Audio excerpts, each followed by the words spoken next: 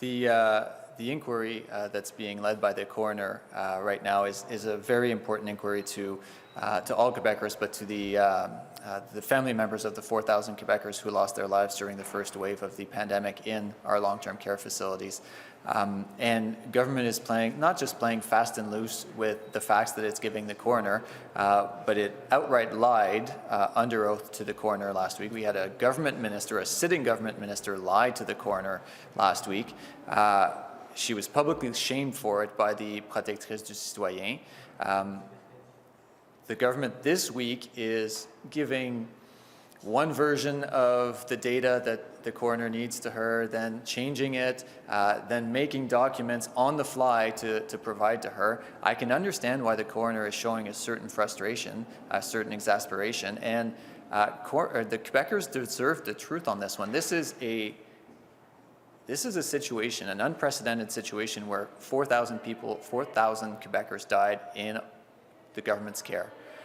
And there is a duty to give the truth as to whether we could have done better, as to whether we could have put additional measures, as to what conditions these people died in. And there is no reason, there is no acceptable reason not to give the full truth to Quebecers, to give all the documents necessary for her to be able to conduct a thorough inquest.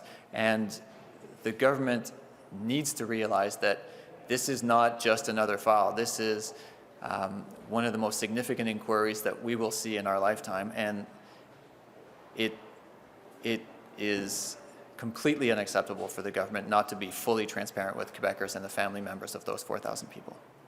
I think Madame Kamel is doing everything she can. She's doing her best, just like Madame Castonguay is doing her best. But the coroner is being blocked by obstacles that are on the side of the government.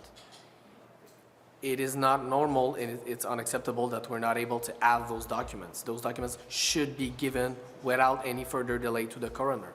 And that's, for me, a perfect example why we need a real independent inquiry, a global inquiry on the management of that crisis in Quebec. And the Premier promised those reports last week. The Premier has given us, 4 or 5 different versions of facts in that history. So we need to start over again with a real national public inquiry on that issue.